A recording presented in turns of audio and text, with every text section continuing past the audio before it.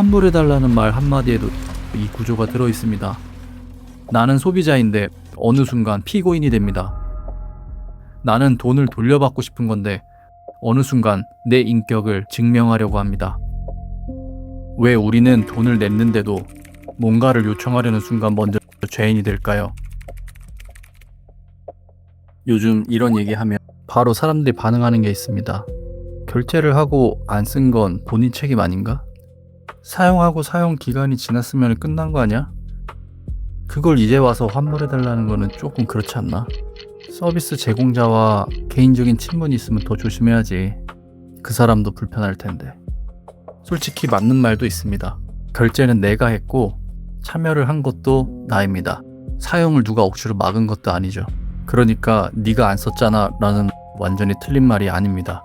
그런데 이상한 건 여기서부터입니다. 왜 우리는 돈을 냈는데도 뭔가를 요청하려는 순간 먼저 죄인이 될까요? 왜 환불 가능할까요? 라는 말 하나를 보내기 전에 손이 떨릴까요? 정말 이건 그냥 소심한 사람들만의 문제일까요? 이 말은 되게 그럴듯하게 들립니다. 서비스를 구매했고 이용할 기회가 있었고 내가 사용을 안 했다면 책임은 나한테 있다라는 논리죠.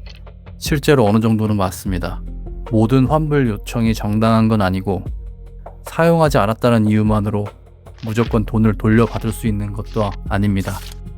그런데 이 말이 놓치게 되는 게 있습니다. 우리가 돈을 내는 건 단순히 접속 권한만 사는 게 아닙니다.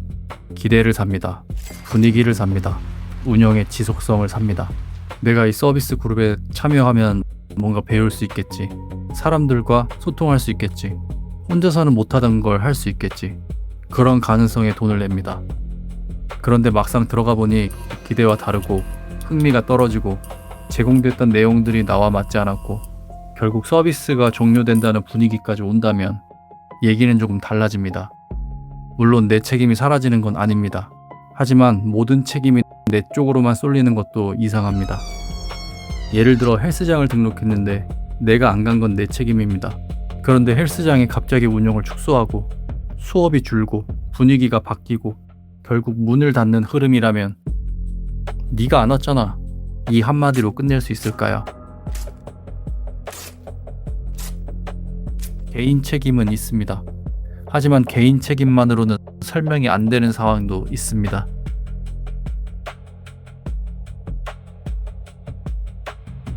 이것도 자주 나오는 말입니다. 그냥 물어보면 되지. 안 되면 많은 거잖아. 왜 그렇게까지 눈치를 보지? 근데 이 말은 말하는 사람 입장에서는 쉽습니다. 직접 겪고 있는 당사자 입장에서는 다를 수 있습니다. 특히 상대가 기업의 고객센터가 아니라 개인 운영자라면 더 그렇습니다. 회사에 요청할 때는 규정과 소비자 사이의 문제처럼 느껴집니다. 그런데 개인 모임은 사람과 사람 사이의 문제처럼 느껴집니다. 그래서 환불 요청이 갑자기 항의처럼 보일까봐 걱정됩니다. 상대방이 이 사람 왜 이렇게 뻔뻔하지? 라고 생각할까봐 무섭습니다. 환불 얘기를 꺼내는 순간 내가 구차해 보일까봐 마음이 불안합니다. 그러니까 이건 단순히 성격이 약한 문제가 아닙니다. 갈등을 견디는 비용이 사람마다 다르게 느껴지는 문제입니다. 누군가에게 20만 원은 그냥 외식 몇 번 줄이면 되는 돈일 수 있습니다. 하지만 누군가에게 20만 원은 한 달 생활을 흔드는 돈일 수도 있습니다. 그 돈이 중요할수록 말은 더 조심스러워집니다. 왜냐하면 수용되지 않았을 때 타격이 크니까요. 사람은 돈이 없을수록 더 뻔뻔해지는 게 아니라 오히려 더 많이 설명하려고 합니다. 내가 왜 그 돈을 돌려받아야 하는지, 내가 지나친 요구를 하는 건 아닌지, 내가 선을 넘고 있는 건 아닌지 계속 스스로를 신문합니다. 이 말도 따뜻하게 들립니다. 운영자도 힘들 텐데 개인 모임인데 서로 좋게 끝내면 되지 않냐는 말 맞습니다. 세상의 모든 일을 싸움으로 만들 필요는 없습니다. 하지만 문제는 좋게 넘어감이 항상 모두에게 똑같은 비용이 아니라는 겁니다. 어떤 사람에게 좋게 넘어간다는 건 그냥 커피 한 잔 손해입니다. 어떤 사람에게는 20만 원을 포기하는 일입니다. 그리고 어떤 사람에게는 나는 이번에도 말을 못했다는 기억 하나를 더 쌓는 일입니다. 극단적으로 말하면 우리는 가끔 착함이라는 이름으로 자기 손해를 포장합니다. 그리고 그걸 반복하다 보면 어느 순간 이상한 사람이 됩니다.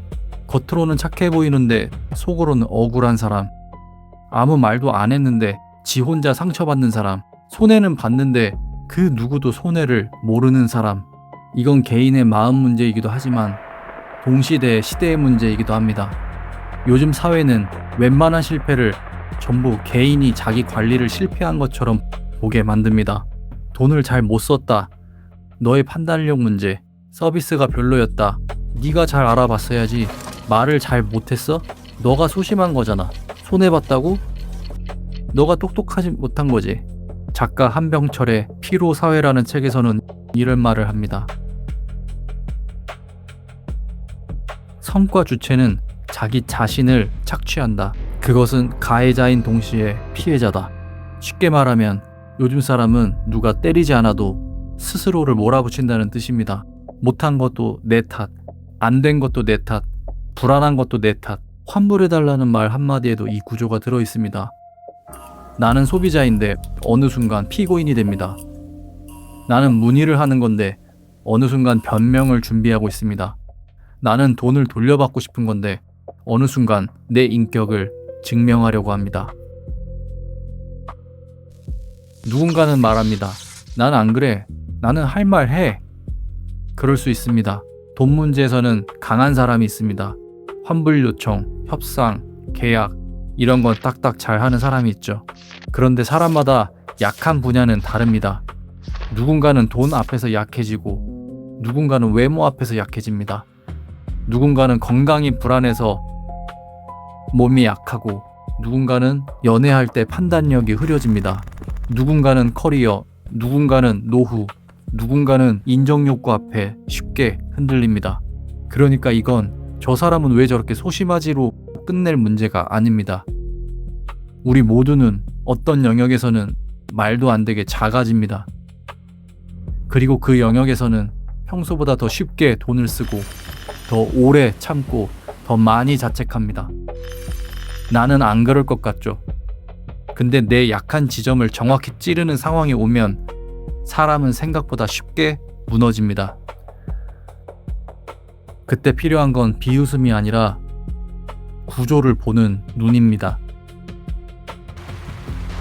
해결은 그렇게 시원한 편은 아닙니다. 환불 요청을 한다고 반드시 돌려받는 것도 아니고 조심스럽게 말한다고 상대가 반드시 이해해 주는 것도 아닙니다. 현실은 그렇게 깔끔하지 않습니다. 다만 한 가지는 분명합니다. 요청하는 것과 강요하는 것은 다릅니다. 갈등이 생길 수 있다는 것과 내가 나쁜 사람이라는 것은 다릅니다. 그래서 최소한 우리는 물어보는 연습을 해야 합니다.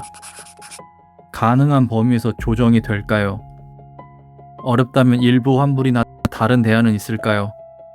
제 책임도 있지만 이 상황도 함께 고려해 줄 수 있을까요? 이 말들이 세상을 바꾸지는 못할 겁니다. 하지만 적어도 나를 계속 손해보는 사람으로만 두지는 않습니다. 저도 이런 걸 잘 말해서 말하는 게 아닙니다. 오히려 못해서 알고 있습니다. 말 한마디 못 꺼내고 혼자 계산하고 혼자 억울해하고 나중에 와서 그때 말이라도 해볼 걸 하고 후회해본 사람이라서 압니다. 우리는 종종 너무 쉽게 말합니다. 그건 네가 선택한 거잖아. 너가 안 쓴 거잖아. 너가 말을 안 했잖아. 맞습니다. 그런데 그 말이 전부가 돼버리면 세상은 참 편해지겠죠. 서비스도 시스템도 책임도 전부 사라지고 마지막에 개인만 남습니다. 그리고 그 개인은 오늘도 생각합니다. 내 돈인데 왜 내가 미안하지?